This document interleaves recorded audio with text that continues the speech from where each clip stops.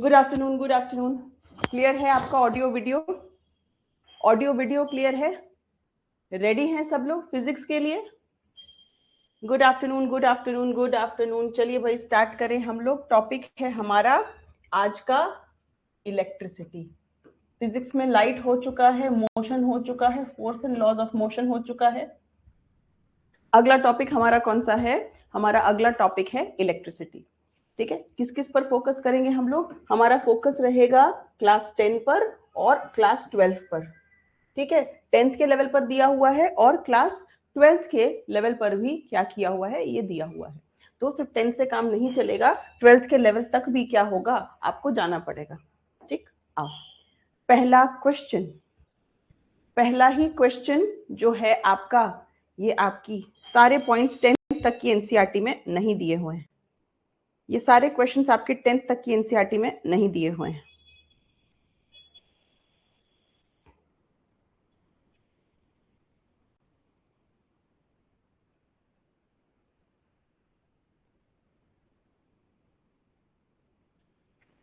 बताएं हम? चलिए, इलेक्ट्रिक फील्ड लाइन, सवाल आता है इलेक्ट्रिक फील्ड लाइन क्या है। देखिए, इलेक्ट्रिक फील्ड वो जगह है जहां पर कोई भी चार्ज अपना असर दिखा सकता है। ठीक है, मेरा असर ऐसा नहीं है कि लंदन में बैठे आदमी पे चल जाएगा, कि लंदन में बैठे आदमी के लिए हम कहेंगे कि हमको एक गिलास पानी ला दो तो वो ला देगा। आप मेरे स्टूडेंट्स हैं, आप तक मेरा असर चल सकता है। अगर आपसे हम मिले और आपको हम कहे कि हमको एक गिलास पानी दे दो, तो आप में से बहुत सारे लोग दौड़ कर लेके आएंगे कि मैम को पानी चाहिए, है कि नहीं? तो मेरा असर आप तक है। लंदन पे बैठे विद्यार्थी हमको पानी लाकर नहीं देगा। हर कुछ का एक फील्ड होता है, क्षेत्र होता है, जहां पर आपका असर रहता है। तो चार्ज का असर जहां तक रहे वो इलेक्ट्रिक फील्ड यानी विद्युत क्षेत्र। इलेक्ट्रिक फील्ड को हम लोग ई से, फिजिक्स में जो चिन्ह है, जो साइन है, जो वो है ई, है ई के ऊपर क्या लगा देते हैं, एरो लगा देते हैं। ठीक है, अब ये तो एक काल्पनिक चीज है, ये रियल में नहीं होता, ये एक काल्पनिक चीज है। अब काल्पनिक चीज को अगर आपको दिखाना होगा, कॉपी में बनाना होगा, तो आप कुछ लाइनों का प्रयोग करिएगा। आप क्या करिएगा? कुछ लाइनों का प्रयोग करिएगा। इन्हीं को हम लोग इलेक्ट्रिक फील्ड लाइंस कहते हैं, इन्हीं को हम लोग क्षेत्र रेखाएं कहते हैं। ठीक, अब ये जो क्षेत्र रेखाएं होती हैं, प्लस चार्ज के लिए बाहर की तरफ जाती है। प्लस चार्ज के लिए क्या होती हैं? बाहर की तरफ जाती हैं। माइनस चार्ज के लिए ये क्षेत्र रेखाएं अंदर की तरफ जाती हैं। ठीक है, तो प्लस चार्ज के लिए ये बाहर की तरफ जाती हैं, माइनस चार्ज के लिए ये क्या होती हैं, अंदर की तरफ आती है। राइट, ये बात ध्यान रखिएगा। 12th क्लास की एनसीईआरटी आपको बताती है कि इलेक्ट्रिक फील्ड लाइंस प्लस के लिए बाहर की ओर है, नेगेटिव चार्ज के लिए अंदर के ओर है।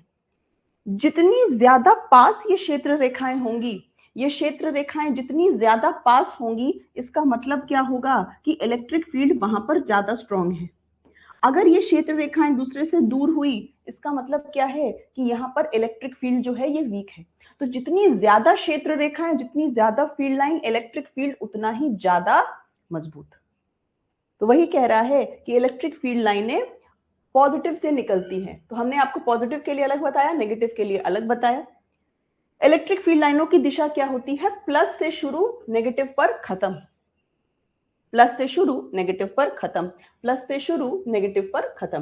तो वही कह रहा है, पॉजिटिव से शुरू होती है, नेगेटिव पे खत्म होती है। जितनी पास होती है इलेक्ट्रिक फील्ड लाइन, उतनी ही मजबूत होती है। अब आपसे कह रहा है सही चुनिए, तो तीनों ही सही है।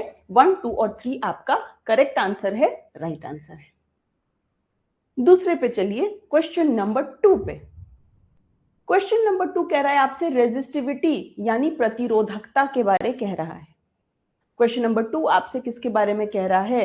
रेजिस्टिविटी यानी प्रतिरोधकता के बारे कह रहा है। रेजिस्टिविटी यानी कि प्रतिरोधकता क्या होती है? रेजिस्टेंस क्या है? रेजिस्टेंस और रेजिस्टिविटी, प्रतिरोध और प्रतिरोधकता दोनों अलग चीजें हैं। रेजिस्टेंस का मतलब है बिजली को नहीं आने देना, बिजली विद्युत को रोक देना।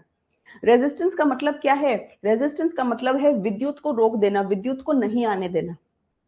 ठीक, रेजिस्टिविटी अलग चीज है, प्रतिरोधकता अलग चीज है। आपको जैसे पता होगा कि रेजिस्टेंस जो है वो लंबाई पर डिपेंड करता है और रेजिस्टेंस जो है वो क्षेत्रफल पर निर्भर करता है।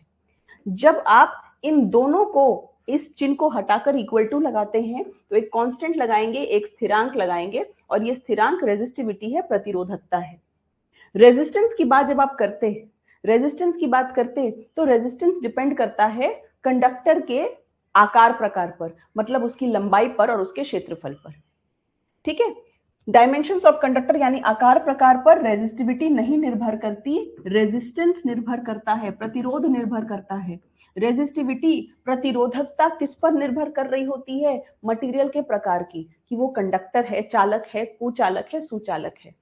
अगर चालक होता है तो चालक की प्रतिरोध और प्रतिरोधकता कम है ना, विरोध कम करेगा, करंट को आसानी से पास करने देगा, तो नेचर ऑफ मटेरियल पर डिपेंड करेगा। अब कह रहा है कि नाइक्रोम की जो रेजिस्टिविटी है, नाइक्रोम की जो रेजिस्टिविटी है, जो प्रतिरोधकता है, वो कॉपर से ज्यादा होती है। ठीक है, नाइक्रोम क्या है? नाइक्रोम क्या मेटल है या एलॉय है? कॉपर तो मेटल है, नाइक्रोम एलॉय है। एलॉय का मतलब है मिश्र धातु, मतलब कई सारे धातुओं से मिलकर बना है। यहाँ पर निकल भी है, यहाँ पर क्रोमियम भी है, यहाँ पर आयरन भी है। ये एक एलॉय है, ये एक मिश्र धातु है। ठीक, अब एलॉय की जो रेजिस्टिविटी है, जो प्रतिरोधकता है, वो क्या है? वो मेटल से ज्यादा है। वो मेटल से क्या होती है? वो मेटल से ज्यादा होती है। इसी वजह से नाइक्रोम की रेजिस्टिविटी जो ज्यादा है, इसी वजह से ये वाटर हीटर में प्रयोग किया जाता है। क्यों? हीटिंग फिलामेंट के तौर पे इसको, सॉरी हीटिंग, इसके एलिमेंट के तौर पे, हीटिंग एलिमेंट के तौर पे नाइक्रोम को प्रयोग करते हैं। क्यों? अगर प्रतिरोधकता ज्यादा है तो प्रतिरोध ज्यादा है, और प्रतिरोध ज्यादा है तो वो हीट ज्यादा बनाता है। जूल का तापन नियम कहता है कि हीट भी ज्यादा बनाता है। ठीक है, तो ये भी बात क्या हो गई है? करेक्ट हो गई। याद रखिएगा, एलॉय का ज्यादा होता है रेजिस्टिविटी किसकी तुलना में? मेटल्स की तुलना में। करेक्ट कौन सा है? 1 और 3 जो है वो आपका करेक्ट है। नेक्स्ट,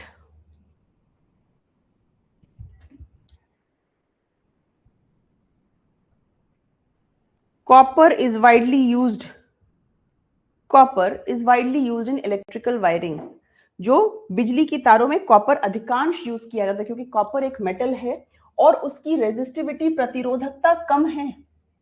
प्रतिरोधकता क्या है? प्रतिरोधकता कम है, सही बात है।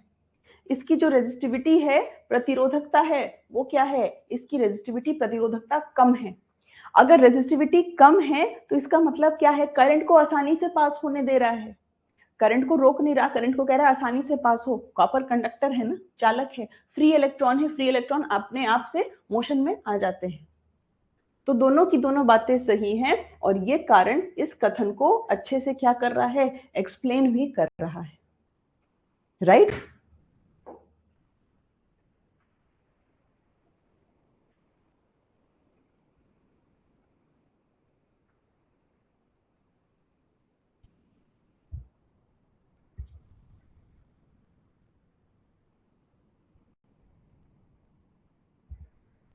अब बताएं हम, अब हम बताएं आपको। चलिए गौर से देखिए, मान लेते हैं हमने 2 कंटेनर लिए और दोनों में पानी का लेवल जो है वो एक जैसा है। 2 कंटेनर लिए, दोनों में पानी का लेवल एक जैसा है। क्या अगर पानी का लेवल एक जैसा है तो क्या पानी एक कंटेनर से बी कंटेनर की ओर अपने आप बहेगा? क्योंकि पानी का लेवल सेम है, तो क्या पानी एक कंटेनर से बी कंटेनर की ओर अपने आप बहेगा? नहीं बहेगा। वहीं अगर हम कुछ ऐसा प्रकार का अरेंजमेंट रखें, हम कुछ ऐसे प्रकार का अरेंजमेंट रखें, यहां पर पानी का लेवल ऊपर है और इधर पानी का लेवल काफी नीचे है, अब क्या होगा? कहिएगा मैम अपने आप अब ज्यादा से कम के ओर पानी बहेगा। जब आपने ये हाइट में अंतर कर दिया, जब आपने हाइट में अंतर कर दिया तो आराम से पानी ज्यादा से कम की ओर बह जाएगा। यही फंडा चार्ज के साथ है। अगर आप 2 बिंदु को ले लेते हैं और अगर दोनों बिंदु के बीच में कुछ भी अंतर नहीं है, दोनों की ही जो पोटेंशियल है, दोनों का ही जो विभव है वो 5 वोल्ट है, तो करंट बह ही नहीं सकता। करंट को बहने के लिए पोटेंशियल डिफरेंस चाहिए, विद्युत विभवांतर चाहिए। अगर एक 5 वोल्ट है तो दूसरे को 3 वोल्ट करिएगा तो ही करंट बह पाएगा, ठीक इस पानी की तरह।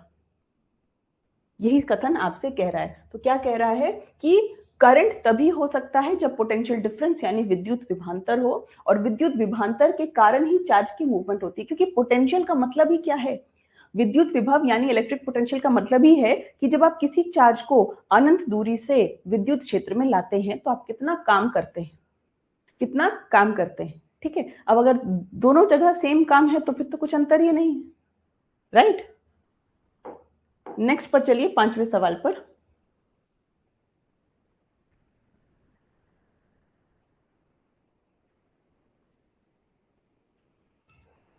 ये भी अच्छा क्वेश्चन है, जरा ध्यान से देखिएगा, आंसर करिएगा।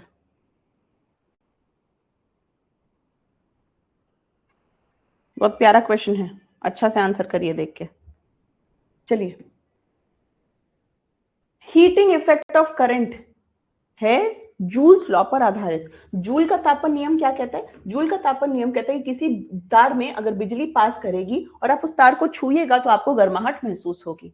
वो गर्माहट देखी गई है कि जितना ज्यादा करंट भेजेंगे उतनी ज्यादा गर्माहट होगी, जितना ज्यादा रेजिस्टेंस भेजेंगे उतनी ज्यादा गर्माहट होगी, ठीक, और जितने ज्यादा समय के लिए भेजेंगे उतनी ज्यादा गर्माहट होगी।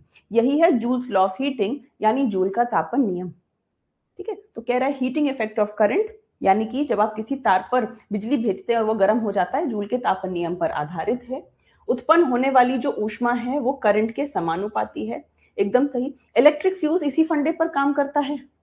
यस, इलेक्ट्रिक फ्यूज में आप क्या कर रहे होते हैं? इलेक्ट्रिक फ्यूज में आप टंगस्टन इस्तेमाल कर रहे हैं, फिलामेंट के तौर पे आप टंगस्टन को इस्तेमाल करते हैं। टंगस्टन का जो सिंबल है वो W होता है। इसका जो गलनांक होता है वो 3300 डिग्री सेल्सियस है।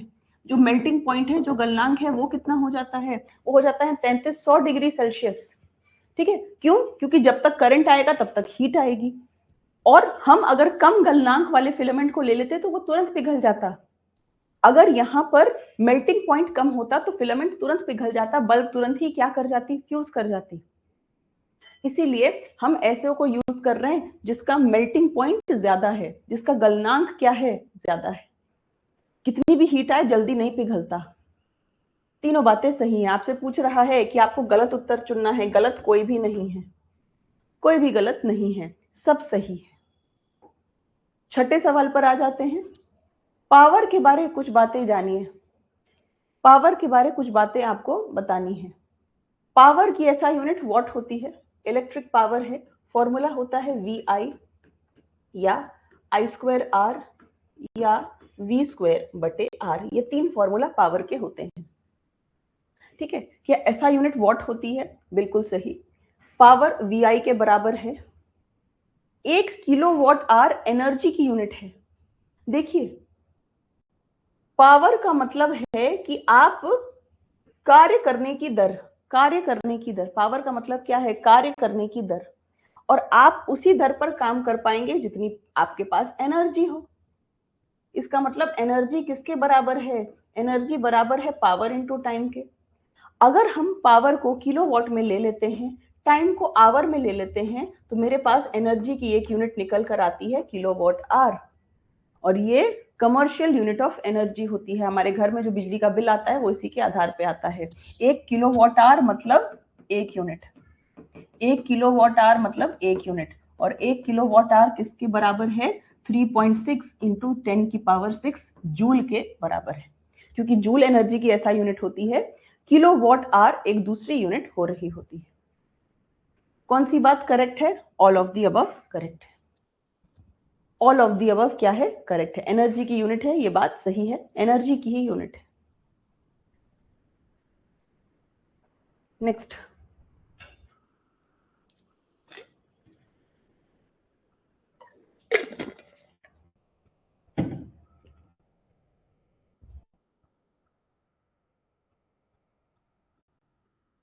ammeter is connected in parallel, voltmeter has high resistance। Ammeter current नापता है, और करंट नापने के लिए ये सीरीज में बहता है। करंट नापने के लिए ये हमेशा सीरीज में लगाया जाता है, याद रखिएगा। ठीक है, क्यों? क्योंकि इसको करंट नापना है। पैरेलल में तो करंट डिवाइड हो जाता है, जब डिवाइड हो जाएगा तो आप सही करंट कैसे नापिएगा? तो एमीटर को आप हमेशा सीरीज में लगाते हैं, श्रेणी में लगाते हैं। वोल्ट मीटर की रेजिस्टेंस ज्यादा होती है, बिल्कुल सही बात, वोल्ट मीटर का प्रतिरोध ज्यादा होता है, इसका मतलब है वोल्ट मीटर से करंट कम पास करती है, क्योंकि वोल्ट मीटर तो पोटेंशियल डिफरेंस नापता है। वोल्ट मीटर तो पोटेंशियल डिफरेंस नापता है, विद्युत विभवांतर नापता है, इसीलिए इसकी जो रेजिस्टेंस है वो ज्यादा है, ताकि करंट कम पास हो, क्योंकि इसको करंट लेना देना नहीं है, इसको क्या नापना है, इसको पोटेंशियल डिफरेंस यानी विद्युत विभवांतर नापना है। एम मीटर की रेजिस्टेंस कम होती है। रेजिस्टेंस कम का मतलब क्या है कि एम मीटर से करंट पास होता है ठीक ठाक, तभी तो वो करंट को नापेगा। अगर करंट उससे पास ही नहीं होगा तो करंट को नापेगा कैसे? अब तुमसे पूछ रहा है कौन सा गलत है, तो सिर्फ और सिर्फ पहला कथन गलत है। मजा आ रहा है क्वेश्चंस करके? नेक्स्ट पे चलो।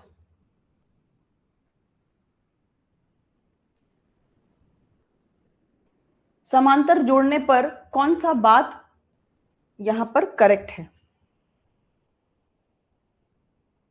समांतर जुड़ रहा है यहां पे, और बताइए। जब आप चीजों को समांतर में जोड़ रहे हैं तो क्या होगा? समांतर में जोड़ने पे हमेशा याद रखना करंट बटता है। जब भी हम लोग पैरेलल में जोड़ रहे होते हैं तो करंट बटता है, कुछ करंट चला है ना, इसमें कुछ करंट आगे आएगा, कुछ करंट सीधे आएगा, यानी कि करंट बट गया। ये पॉइंट ए पे देखिए, करंट को दो राह मिला, कुछ करंट ऊपर भी जाएगा, कुछ करंट आगे भी जाएगा, दो राह मिला, यानी कि करंट बटेगा। तो बिल्कुल सही बात है, करंट जब बट जाता है तो पैरेलल है। पोटेंशियल डिफरेंस यानी विद्युत विभवांतर जो है, विद्युत विभवांतर कह रहा है पोटेंशियल डिफरेंस, हर रेजिस्टर के आसपास जो पोटेंशियल डिफरेंस है वो क्या रहता है, वो सेम रहता है। बिल्कुल सही बात है ना, जो पोटेंशियल डिफरेंस है वो हमेशा ही क्या रहता है, वो हमेशा ही सेम रहता है। पोटेंशियल डिफरेंस हमेशा सेम रहता है। कह रहा है जो इक्विवेलेंट रेजिस्टेंस है वो स्मॉलेस्ट रेजिस्टर की तुलना में कम है। ठीक है, अब इसको कैसे कंपेयर करते हैं देखिए।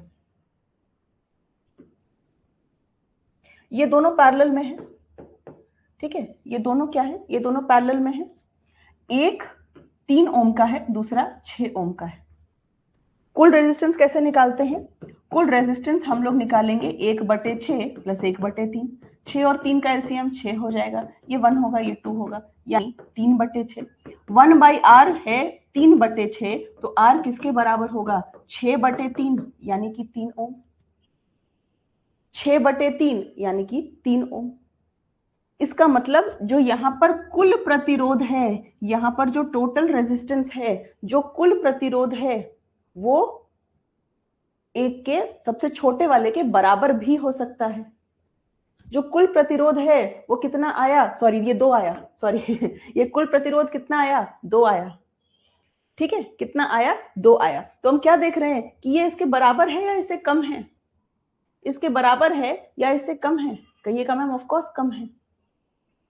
समझे क्वेश्चन क्या पूछा? बहुत लोग उस स्टेटमेंट को समझ नहीं पाए, लोगों ने कहा कि मैम बताइए इसका मतलब क्या है। ये कह रहा है कि जब आप दो या तीन कितनों को भी पैरेलल में जोड़ते हैं, तो पैरेलल में जोड़ने में सब जो अलग अलग हैं और कुल जो प्रतिरोध है वो इससे कम आएगा। जब आप 2 देख रहे हैं, कुल प्रतिरोध इसका 2 आया, ये 2 6 से भी कम है, ये 2 3 से भी कम है। मतलब जो टोटल रेजिस्टेंस है, जो कुल प्रतिरोध है, वो एक रेजिस्टेंस से भी कम आ रहा है। यस, ये भी बात क्या हो गई है, करेक्ट हो गई है। अब बताइए यहां पर कौन सा विकल्प सही है? यहां पर तीनों के तीनों विकल्प सही हैं। 9वें सवाल पे आ गए हैं हम लोग, सवाल नंबर 9 पर आ गए हैं। अब आपने क्या किया, अब आपने सीरीज कर दिया, अब आपने क्या कर दिया, अब आपने सीरीज कर दिया। देखो सीरीज में क्या होगा, सीरीज में कभी भी करंट नहीं बढ़ता, सीरीज में कभी भी करंट नहीं बढ़ता, ये हम सीरीज बनाए। चलिए बाकी को आप आंसर करिए।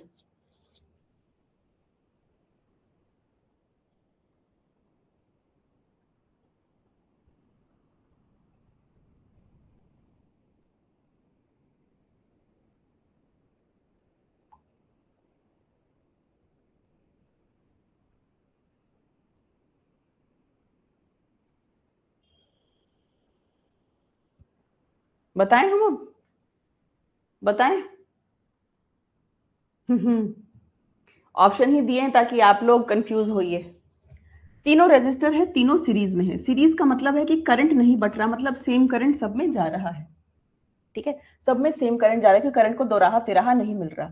Equivalent resistance is greater than the individual. मान लेते हैं ये 6 ओम है, ये 3 ओम है और ये 2 ओम है, तो कुल मिलाकर कुल प्रतिरोध तीनों का जोड़ देते हैं। 6 और 3 9 2 11। तो सही कह रहा है कि कुल प्रतिरोध जो है हर एक को जोड़ के उससे ज्यादा ही होगा।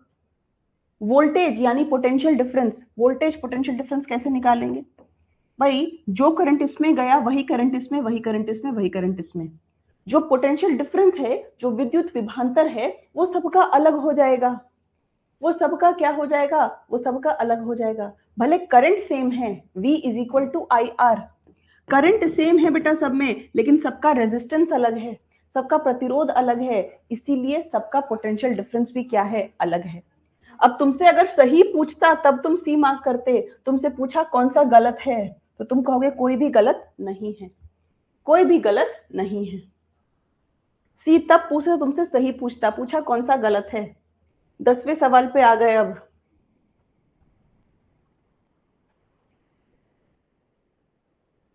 सवाल देखो ध्यान से, ओम्स लॉ के बारे कौन सी बात सही है? ओम्स लॉ का मतलब है जब आप टेम्परेचर आपका कांस्टेंट है तो करंट और पोटेंशियल डिफरेंस में सीधा रिलेशन है। कहने का मतलब है जब आप विद्युत विभवांतर को बढ़ाइएगा ज्यादा करंट फ्लो करेगा, विद्युत विभवांतर को कम करिएगा कम करंट फ्लो करेगा। इसी के लिए फॉर्मूला आता है V is equal to I R, और R रेजिस्टेंस है, प्रतिरोध है। कह रहा है कि जो ओमिक कंडक्टर है, ओमिक कंडक्टर कौन से कंडक्टर हैं? जो ओम्स लॉ को फॉलो करते हैं। क्या सारी चीजें ओम्स लॉ को फॉलो करती हैं? नहीं, डायोड वगैरह ओम्स लॉ को फॉलो नहीं करता। जो ओम्स लॉ को फॉलो नहीं करता उसको नॉन ओमिक कहते हैं, उसमें V और I का ग्राफ सीधा लाइन नहीं है। V is equal to I R हम ऐसों के लिए कहते हैं जो ओम्स लॉ को फॉलो करते हैं। ठीक है, यानी V और I के ग्राफ को जब आप देखिएगा तो ये ग्राफ बिल्कुल सीधा जाएगा, जो इसका स्लोप है, इसका ढलान है, बिल्कुल क्या जाएगा? सीधा जाएगा। ये सब ओमिक कंडक्टर हैं आपके। नॉन ओमिक कंडक्टर में डायोड आता है। नॉन ओमिक मतलब जो ओम्स लॉ नहीं निभाता, सेमीकंडक्टर डायोड इसका क्या है? एग्जाम्पल है। मतलब सबकी सब बात करेक्ट है, सबकी सब बात सही है।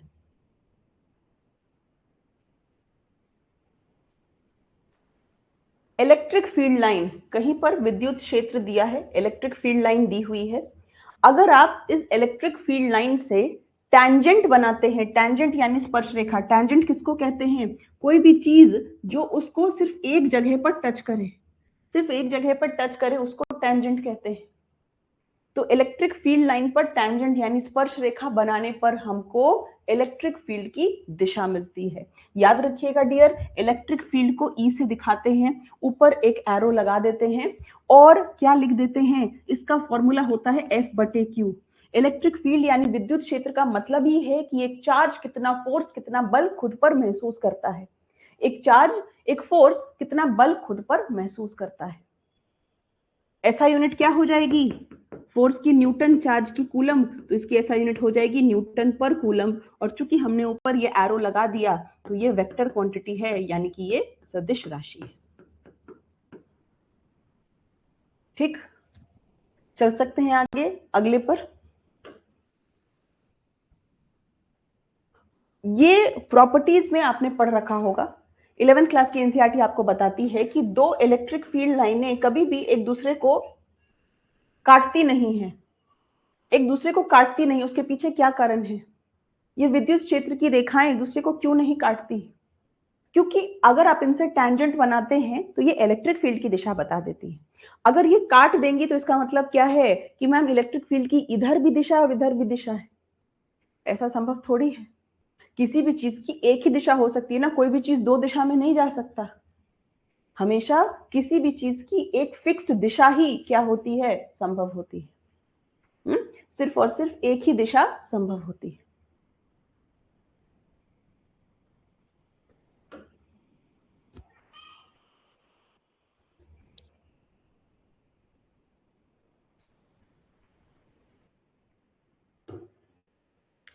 अब फर्स्ट क्वेश्चन के आधार पे आप इसको सॉल्व कर सकते हैं।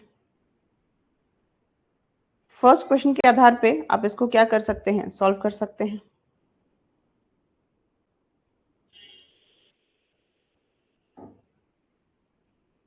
बताएं। कह रहा है इलेक्ट्रिक फील्ड लाइन हमेशा प्लस से शुरू है, माइनस पर खत्म है। ये सही बात है। ये लूप बनाती है? बिल्कुल भी नहीं। लूप बनाने का मतलब है कि प्लस से माइनस पे जाए और फिर माइनस से प्लस पे बनाए। कौन सी लूप बनाती है? लूप बनाती है आपकी मैग्नेटिक फील्ड लाइंस। लूप बनाती है आपकी magnetic field lines. Electric field लाइनें लूप नहीं बनाती। ठीक है, पहला उल्टा लिख दिया, नेगेटिव से प्लस में जाती है, गलत बात है। सी करेक्ट आंसर है। हमको लग रहा है ना कि अभी इलेक्ट्रिसिटी तो हम लोग 2 दिन करेंगे, आज और कल।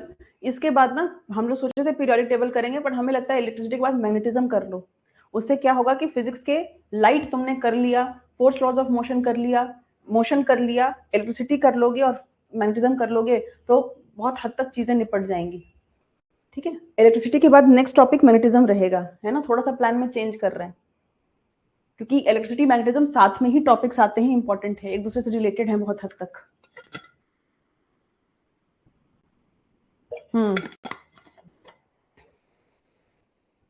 डाइपोल मोमेंट क्या होता है? पहले सबसे पहले बात है डाइपोल क्या है। डाई मतलब दो।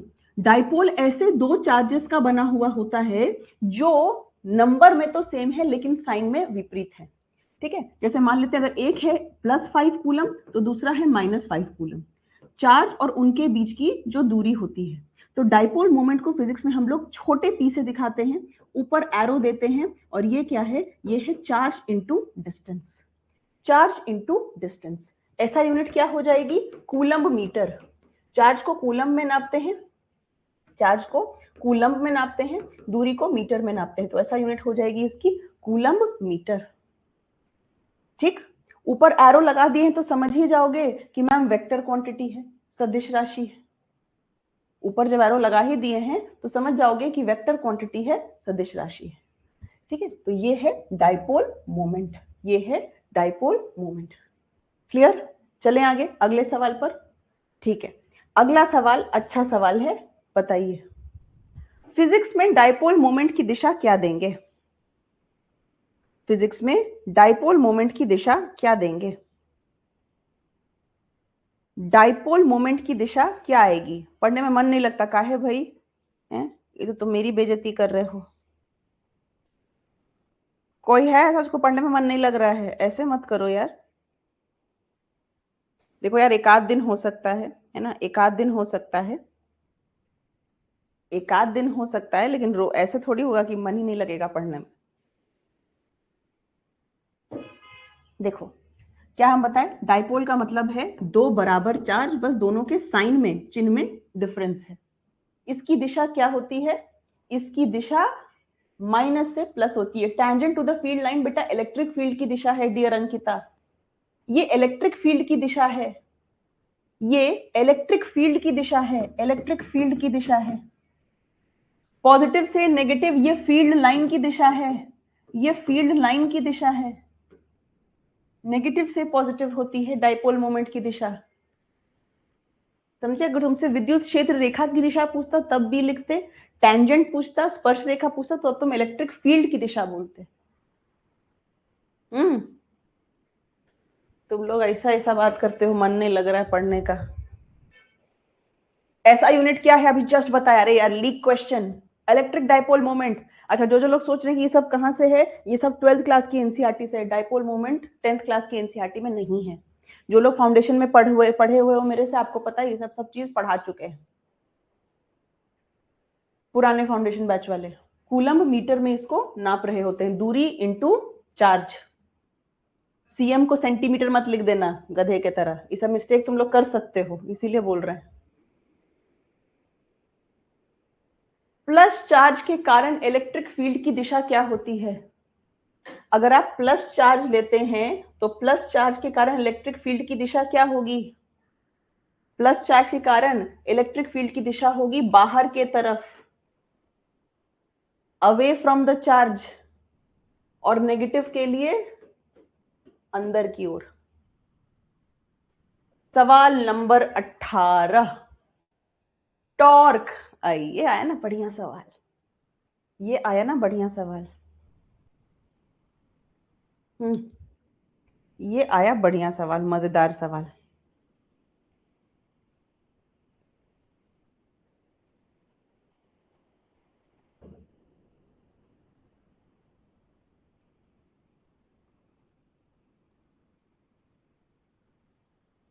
बताओ, टॉर्क समझाते हैं पहले, एक बार ट्राई तो करो, फिर हम समझाते हैं। इसमें पढ़ चुके हो, क्या कहते हैं, फाउंडेशन में पढ़ चुके हो, जो नहीं पढ़े अभी हम समझाते हैं। देखिए, मान लेते हैं इधर एक चार्ज रखे प्लस क्यू, इधर एक चार्ज रखे माइनस क्यू। ठीक है, डाइपोल का मतलब ही क्या है, डाइपोल का मतलब ही है दो बराबर चार्ज, दोनों के बीच में जो दूरी होती है, तो ये एक डाइपोल बन गया। अब जरा गौर से देखिए, इस डाइपोल के वजह से जो फोर्स लगेगा वो इस तरफ लगेगा। मान लेते हैं ये प्लस चार्ज है, तो फोर्स इस तरफ लग रहा है। ठीक, ये नेगेटिव चार्ज है, तो जो फोर्स लगेगा इससे विपरीत लगेगा, है कि नहीं? ये तो सिंपल सा फंडा है कि अगर एक चार्ज प्लस चार्ज लेफ्ट दिशा में दिखा रहा है, तो माइनस चार्ज उसके विपरीत फोर्स दिखाएगा, क्योंकि चार्ज ही उल्टा है तो फोर्स ही उल्टा लगेगा। क्या नेट फोर्स जीरो हो जाएगा? क्या कुल बल जीरो हो जाएगा? बिल्कुल, नेट फोर्स तो जीरो हो जाएगा, नेट फोर्स जीरो हो जाएगा बेटा, क्योंकि एक फोर्स इधर एक फोर्स इधर। लेकिन पता है इस नेट फोर्स का इफेक्ट क्या होगा? इसका पता है इफेक्ट क्या होगा, प्रभाव क्या होगा? एक इधर की ओर और एक इधर की ओर, एक इधर की ओर और एक इधर की ओर। ठीक है, इसका प्रभाव होगा कि ये पूरा ऐसे गोल घूम जाएगा। एक फोर्स नीचे लग रहा है तो एक फोर्स ऊपर लग रहा है, एक फोर्स राइट लग रहा है तो एक फोर्स लेफ्ट लग रहा है, जिसके वजह से ये पूरी चीज एक पॉइंट के तहत घूम जाएगी। ये जो घुमावदार फोर्स है ना, एक फिक्स्ड पॉइंट पे जब रोटेशन होती है, उसी को हम लोग टॉर्क कहते हैं। उसी को हम लोग क्या कहते हैं? उसी को हम लोग टॉर्क कहते हैं। और इसका फॉर्मूला है P क्रॉस E। P का मतलब है डाइपोल, E का मतलब है इलेक्ट्रिक फील्ड। P का मतलब क्या है? P का मतलब है आपका, हाँ, P का मतलब है टॉर्क, E का मतलब है इलेक्ट्रिक फील्ड। और ये भी वेक्टर, ये भी वेक्टर, डाइपोल मोमेंट भी सदिश, इलेक्ट्रिक फील्ड भी सदिश। दो सदिश के बीच में जब आप क्रॉस लगा देते हैं तो इनको हम लिखते हैं sine, PE sine theta, PE sine theta. ठीक है, ये किसके बराबर है? ये बराबर है आपका पीई साइन थीटा के बराबर। अब टॉर्क के ऊपर ये चिन्ह लगा दिए तो जाहिर सी बात है ये भी वेक्टर है, ये भी सदिश राशि है। ये भी क्या है? वेक्टर है, ये भी सदिश राशि है।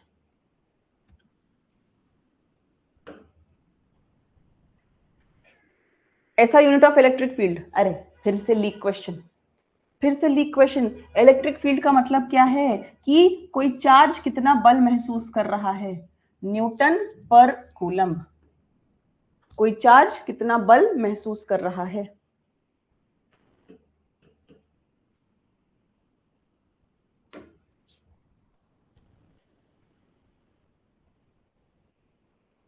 ये आया अच्छा सवाल, गुड क्वेश्चन। देखा देखा लग रहा है क्या? देखा देखा लग रहा है?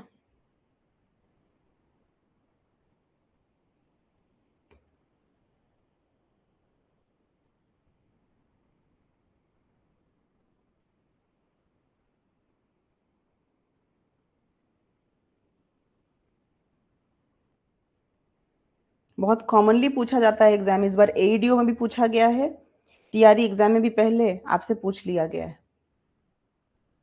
सवाल कह रहा है कि कौन सा बात यहां पर करेक्ट है जब आप टेम्परेचर को बढ़ाते हैं। जब आप टेम्परेचर को बढ़ाते हैं तो क्या होगा? कौन सा बात करेक्ट है? कुछ लोग ए कह रहे हैं, कुछ लोग बी कह रहे हैं। बहुत ध्यान से देखिए, बहुत ध्यान से देखिए।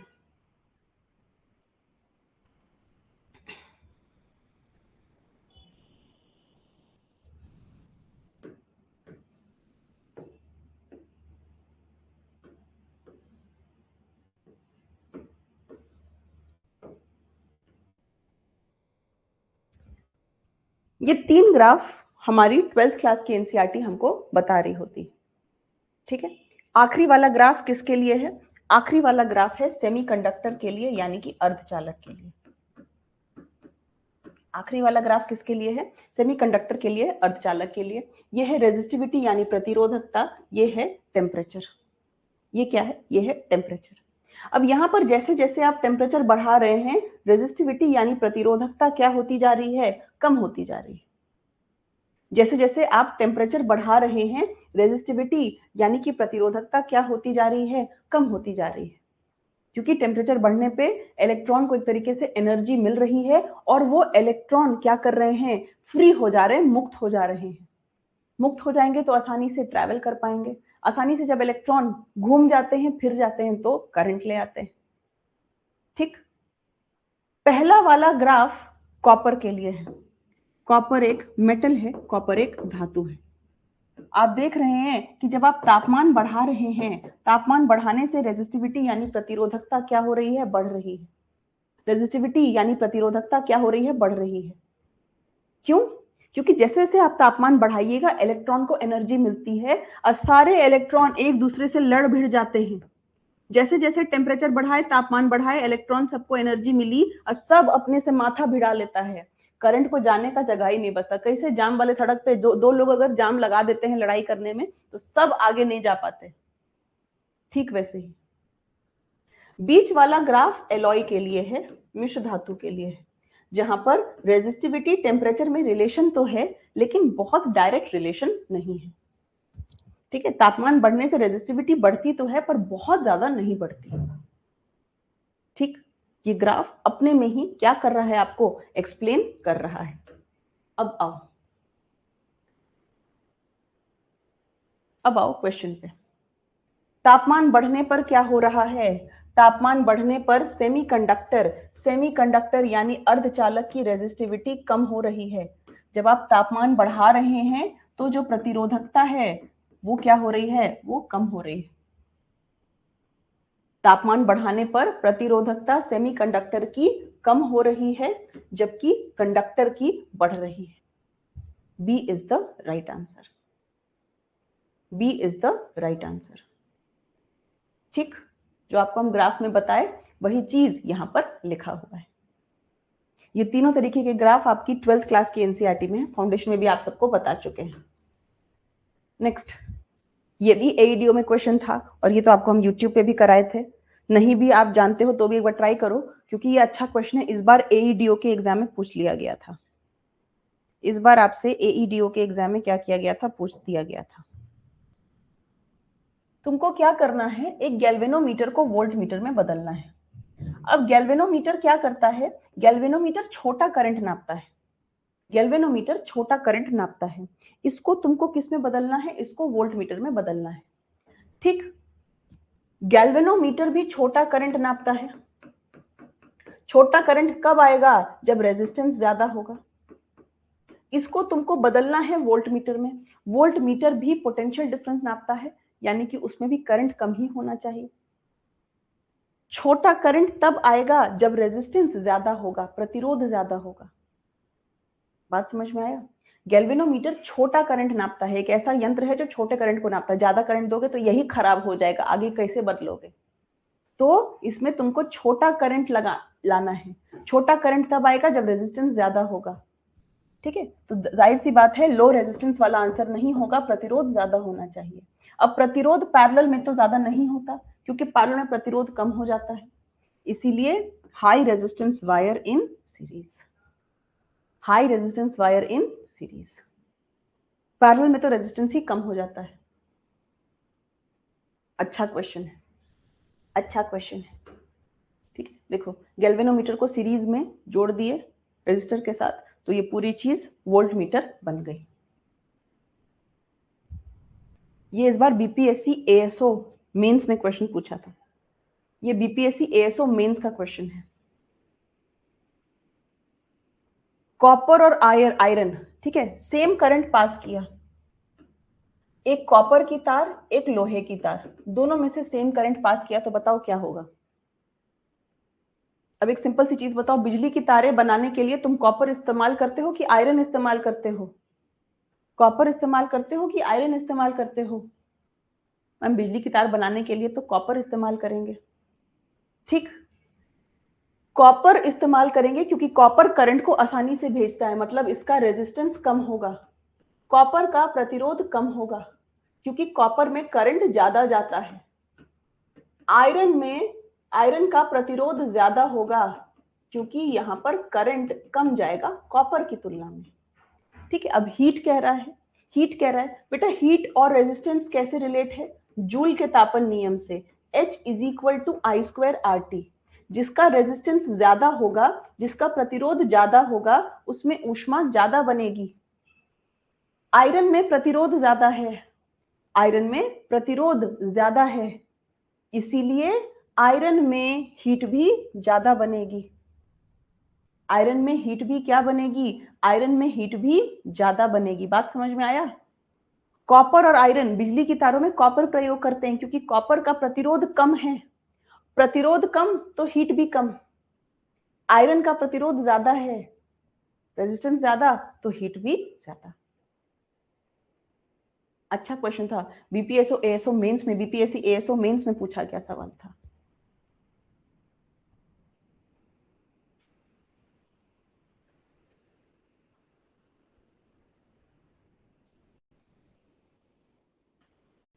ये भी क्वेश्चन बीपीएससी एएसओ मेंस में ही पूछा गया है।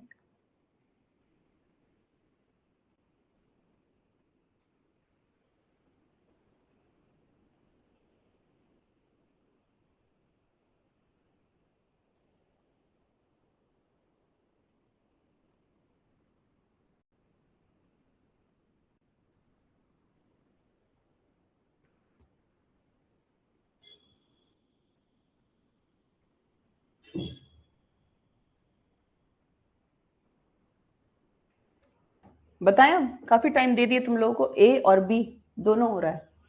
ठीक है, कह रहा है एक फ्यूज वायर है, उसकी 10 एम्पियर उसकी रेटिंग है। अब आप चाह रहे हैं कि वो 30 एम्पियर तक करंट लेकर जाए, तो आप क्या करिएगा? ठीक है, समझे? एक है 10 एम्पियर उसकी रेटिंग है, अब आप चाह रहे हैं कि वो 30 एम्पियर मतलब उसकी रेटिंग बढ़ा दें। ठीक है, उसकी रेटिंग बढ़ा दें तो क्या करिएगा? आर किसके बराबर है? Are = ρ L/A। ज्यादा करंट चाहने के लिए आप क्या करिएगा? आप चाह रहे कि पहले 10 एम्पियर जा रहा था, अब 30 एम्पियर जाए, यानी कि आपको करंट ज्यादा चाहिए। आपको करंट क्या चाहिए? आपको करंट ज्यादा चाहिए। करंट ज्यादा चाहने का मतलब क्या है कि इसका रेजिस्टेंस, इसका प्रतिरोध कम होना चाहिए, तभी तो करंट ज्यादा जाएगा। रेजिस्टेंस कम कब होगा? रेजिस्टेंस कम तब होगा जब आप लंबाई को कम करें या एरिया को ज्यादा कर दें। देखो ना, एरिया नीचे है, रेजिस्टेंस ऊपर है, एरिया ज्यादा होगा तो रेजिस्टेंस कम हो जाएगा।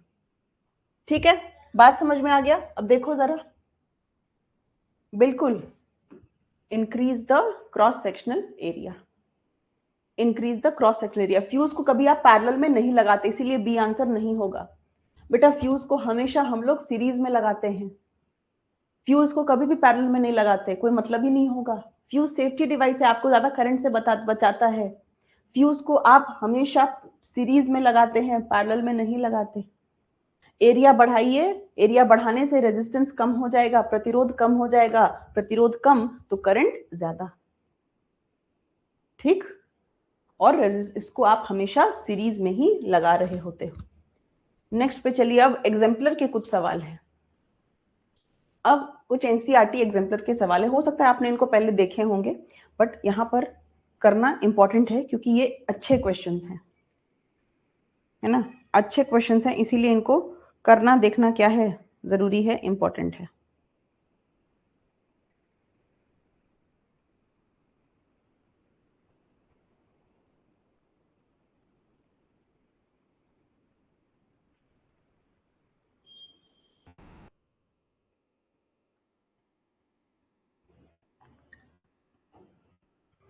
सेल रेजिस्टर की एमीटर, ये ऐसे क्या हो जाते हैं, सज जाते हैं। एम मीटर की रीडिंग क्या होगी? एम मीटर करंट नापता है, एम मीटर क्या है? करंट नापता है। बेटा एम मीटर का एक ही फंडा है, एम मीटर का आपको हमेशा ही सीरीज में होना चाहिए, एम मीटर हमेशा ही सीरीज में जुड़ना चाहिए। बात समझ में आया? एम मीटर हमेशा सीरीज में जुड़ना चाहिए। यहाँ पे सब केस में एम मीटर सीरीज में है। शिवांशी ओरिएंटेशन क्लास अटेंड करो, सब समझाए हुए हैं। एमीटर हमेशा ही सीरीज में जुड़ना चाहिए, चाहे आप पहले रखिए बाद में रखिए कैसे रखिए, बस सीरीज में जोड़िएगा। और सीरीज में करंट सेम होता है। सीरीज में करंट क्या हो जाता है, सीरीज में जो करंट होता है वो हमेशा ही सेम हो जाता है। नेक्स्ट क्वेश्चन को देखेंगे। रेजिस्टिविटी किस पर डिपेंड करती है? जो रेजिस्टिविटी है, जो प्रतिरोधकता है, वो किस पर डिपेंड करती है? जो रेजिस्टिविटी है, जो प्रतिरोधकता है, वो किस पर डिपेंड करती है? लंबाई, थिकनेस, इन सब पे रेजिस्टेंस डिपेंड करता है। रेजिस्टिविटी सामग्री की प्रकृति पर डिपेंड करती है। लंबाई और थिकनेस पर रेजिस्टेंस निर्भर कर रहा होता है। Resistance, resistivity nature of material पर डिपेंड करती है। सिर्फ कंडक्टर है, इंसुलेटर है, सेमीकंडक्टर है।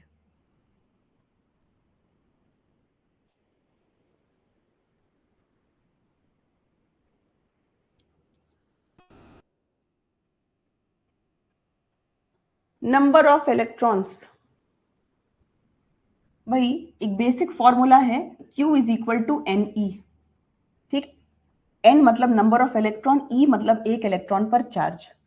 और आपको ये भी पता है कि I बराबर है Q बटे T। करंट किसके बराबर होता है? आवेश बहने की दर। इसका मतलब है Q किसके बराबर हो सकता है? I into T। तो I इंटू T बराबर N इंटू E।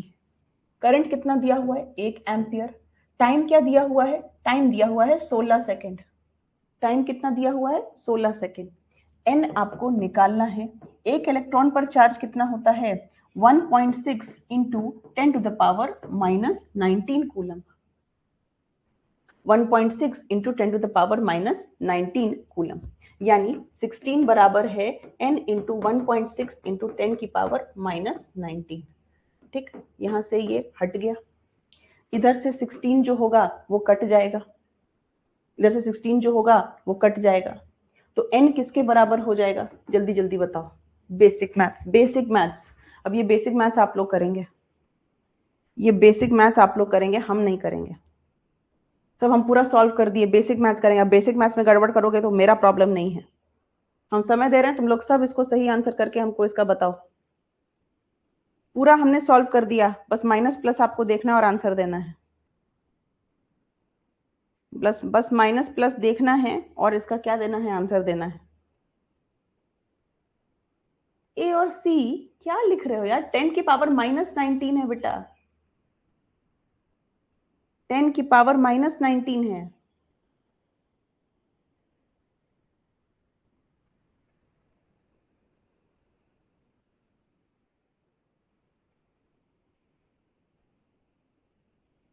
हम बताएंगे नहीं, अब इस बेसिक क्वेश्चन का आंसर आप खुद करेंगे।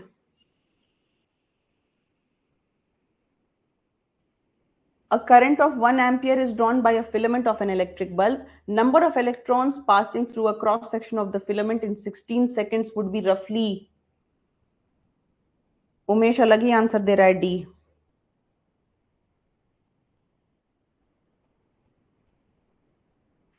एक सिंपल सा बात देखो यार, 10 की पावर माइनस 19 है ना, 10 की पावर माइनस 19 है, बात को समझो। अगर आप इसको इधर लेके आओगे तो प्लस बन जाएगा, यानी 10 की पावर 20 हो जाएगा। ये 10 की पावर 20 हो जाएगा। कैसे 18 लिख रहे हो, 23 कैसे लिख दे रहे हो? देखो ना, n इंटू 10 की पावर माइनस 19 है, इस साइड लेके आओगे प्लस बन जाएगा। 16 आंसर आ रहा है। चलो नेक्स्ट क्वेश्चन को देखो, नेक्स्ट क्वेश्चन को देखो ध्यान से।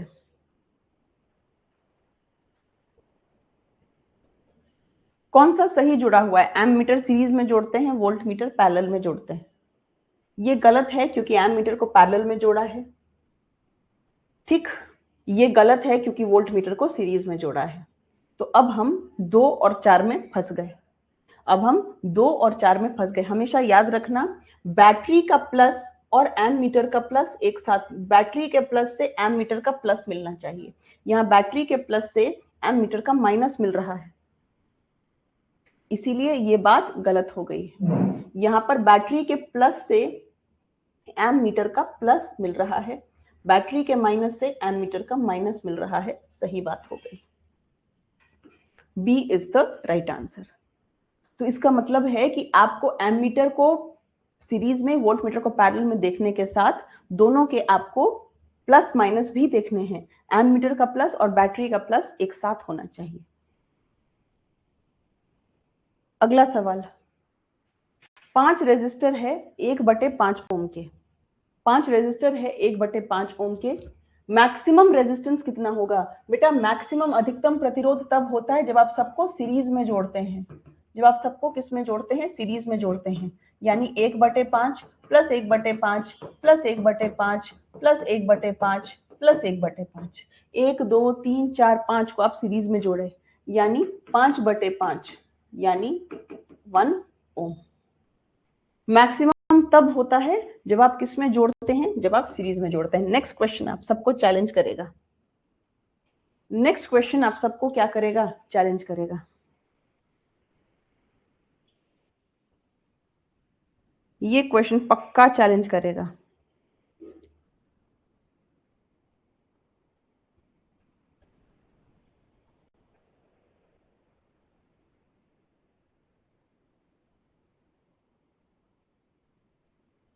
चलो टाइम ले लो, लेकिन सही आंसर करो।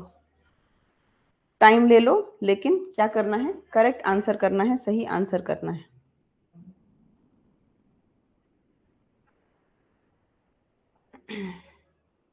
भाई न्यूनतम रेजिस्टेंस कौन सा होता है?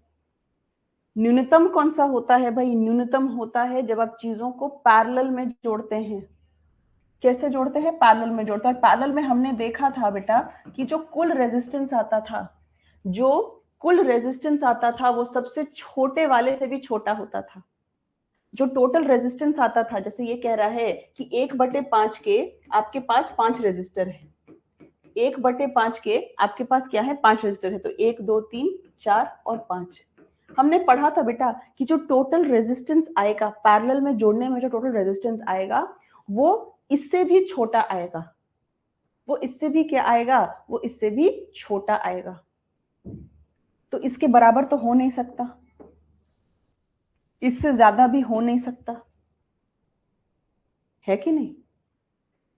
1/5 के बराबर भी नहीं हो सकता, बराबर भी नहीं हो सकता, ज्यादा भी नहीं हो सकता। यानी बी और सी दोनों में से कोई एक आंसर है। और कोई भी आदमी बता देगा कि इसका जवाब 1/25 है। 1/25 है। ठीक है, यानी 1/1/5, 1/1/5, 1/1/5, 1/1/5, 1/1/5। ठीक है, इनमें से वोल्टेज को कौन रिप्रेजेंट कर रहा है? इनमें से कौन वोल्टेज का प्रतिनिधित्व कर रहा है? वोल्टेज को कौन रिप्रेजेंट कर रहा है? वोल्टेज यानी पोटेंशियल डिफरेंस किसके बराबर है? कि एक चार्ज को अनंत दूरी से इलेक्ट्रिक फील्ड में लाने के लिए कितना काम किया जाए। एक चार्ज को अनंत दूरी से इलेक्ट्रिक फील्ड में लाने के लिए कितना काम किया जाए। ठीक है, और Q किसके बराबर है? Q बराबर है I इंटू टी के। तो ये किसके बराबर होगा? I into T, work current into time.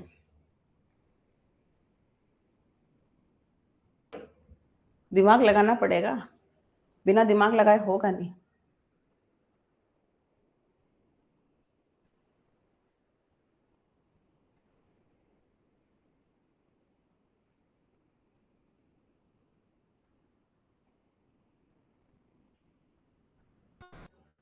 भाई आपको अच्छे से पता है कि R किसके बराबर है?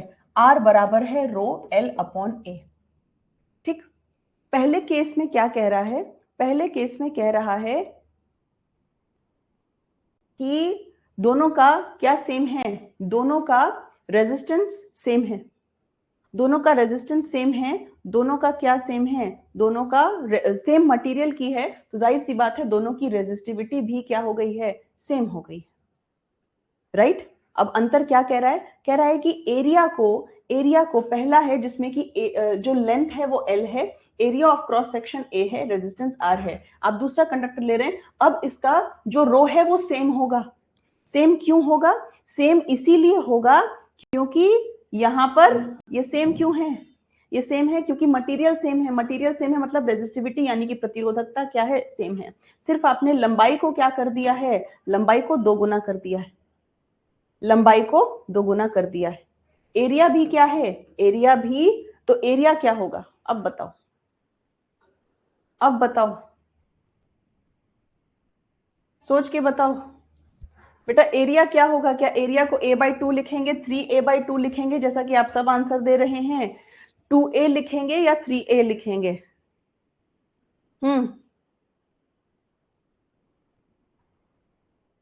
बताओ क्या लिखोगे यहाँ पे, सोच के तो बताओ, सोच के तो बताओ क्या लिखोगे यहाँ पे।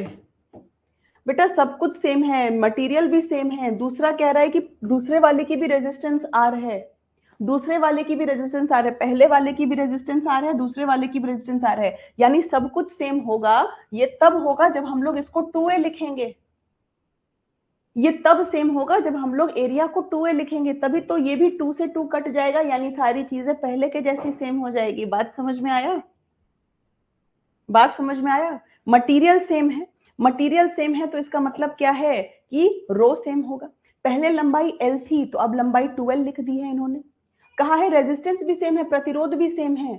जब सब चीज सेम तब होगा जब आप एरिया भी कहीं ना कहीं बराबर कर पाओगे ना।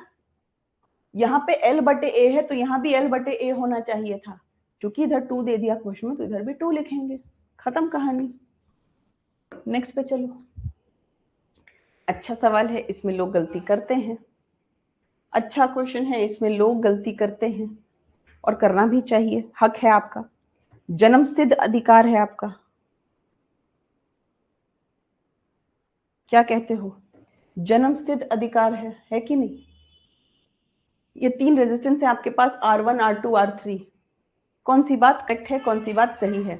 देखिए अगर ये ग्राफ V और I का ग्राफ होता, ठीक है, अगर ये ग्राफ V और I का ग्राफ होता और तब ऐसा लिखा रहता, तब ऐसा लिखा रहता, तब आप कहते कि V और I में हम ग्राफ का स्लोप देखते हैं, ढलान देखते हैं। स्लोप का मतलब है ये जो एंगल बन रहा है, स्लोप का मतलब होता कि ये जो एंगल बन रहा है, उस केस में आप कहते कि R1 ज्यादा है, R2 ज्यादा है और फिर R3 ज्यादा है, क्योंकि सबसे बड़ा एंगल जो कोण है वो R1 का है, फिर R2 का है, फिर R3 का है।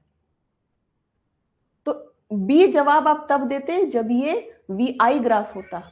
लेकिन अगर आप क्वेश्चन को ध्यान से देखिएगा तो क्वेश्चन ये IV ग्राफ है, मतलब ग्राफ को ही उल्टा कर दिया है, ग्राफ को ही उल्टा कर दिया है, ग्राफ को उल्टा कर दिया। इसका मतलब है सारी चीजें उल्टी हो जाएंगी, मतलब जिसका स्लोप कम उसका रेजिस्टेंस सबसे ज्यादा, मतलब R3 सबसे ज्यादा, जिसका स्लोप कम उसका रेजिस्टेंस सबसे ज्यादा, R3 फिर R2 और तब R1। उल्टा कर दिए डियर, क्या कर दिए, उल्टा कर दिए। समझे? चलो इसको होमवर्क नोट करो, बाकी क्वेश्चंस कल की क्लास में देखते हैं एक साथ। ये होमवर्क के तौर पर नोट करिए, न्यूमेरिकल है, इसको होमवर्क के तौर पर नोट करिए, बाकी हम लोग कल देखेंगे सब साथ में बाकी सवाल। नोट किए इसको, सब लोग इसको नोट कर लीजिए होमवर्क के तौर पे।